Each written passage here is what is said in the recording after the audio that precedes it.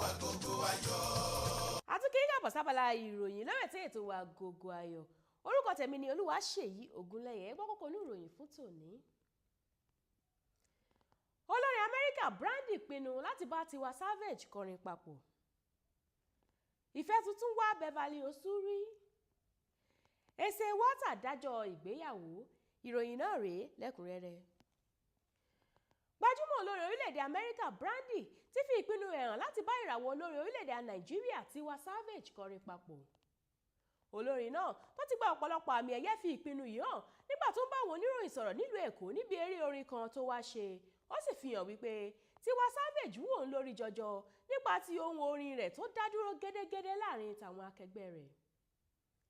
Ọmọ bíbí orílẹ̀-èdè Amẹ́ríkà náà sọ wípé yóò wu òun láti bá TIWA tó ti fi ìgbà kan jẹ́ ọ̀kan lára àwọn elégbè fún Mary J. Blige kọrin papọ̀. TIWA tó ṣe ìgbéyàwó pẹ̀lú alákòóso rẹ̀ Túnjí Balógun tí a mọ̀ sí Tilbiz padà sórílẹ̀-èdè Nàìjíríà ní nǹkan bíi ọdún díẹ̀ sẹ́yìn lẹ́yìn tó fi iṣẹ́ ilé ìfowópamọ́ kan lórílẹ̀-èdè United Kingdom sílẹ̀ láti bẹ̀rẹ̀ iṣẹ́ orin rẹ̀ ní pẹrẹwu lórílẹ̀-èdè Nàìjíríà. Ó jẹ́ ikọ̀ ọba fún iléeṣẹ́ Etisalat, Pepsi àti iléeṣẹ́ epo rọ̀bì Fort tó ẹ̀ṣẹ̀ rí gbà lẹ́nu lọ́lọ́ yìí. BEVERLY Osuri tá ti gbọ́ oríṣiríṣi ọ̀rọ̀ àbùkù nípa rẹ̀ látàrí àwọn àfihàn oríṣiríṣi tó ṣe nígbà tó kópa nínú ètò Big Brother Africa ní a gbọ́ wípé ó tún ti fojú kojú pẹ̀lú ìfẹ́ tuntun bó tilẹ̀ jẹ́ wípé kò tí ì fi ẹni náà fáráyé. BEVERLY fi ìgbà kan ṣe wọléwọ̀de pẹ̀lú olùdíje akẹgbẹ́ rẹ̀ tó tún jẹ́ alájòótà Angelo Collins ọmọ bíbí orílẹ̀-èdè South Africa ṣùgbọ́n tí wọ́n túká lẹ́yìn tí Angelo padà sọ́dọ̀ ẹni tó ń fẹ́ kó tó lọ fún ètò náà tí BEVERLY náà sì tún fẹ́ akẹgbẹ́ wọn mìíràn Bim tó wá láti orílẹ̀-èdè Ethiopia.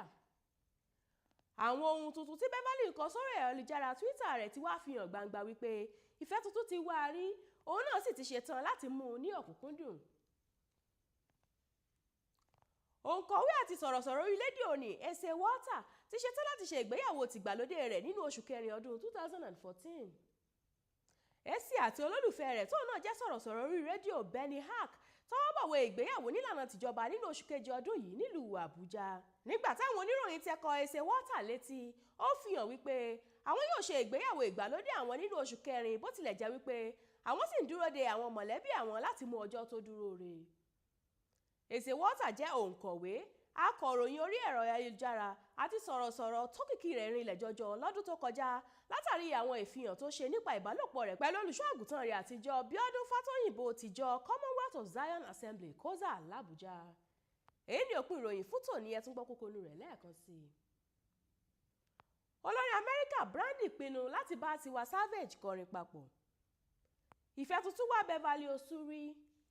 Èsè wọ́tà dájọ́ ìgbéyàwó. IGBEYAWO lórí abala ìròyìn lórí ètò wa Agogo Ayo fún tòní. Lẹ́ẹ̀kan sí orúkọ tèmi ni Olúwaṣèyí Ògúnlẹ̀yẹ. Ètò ṣì ń tẹ̀síwájú, ẹ má bá wa kálọ.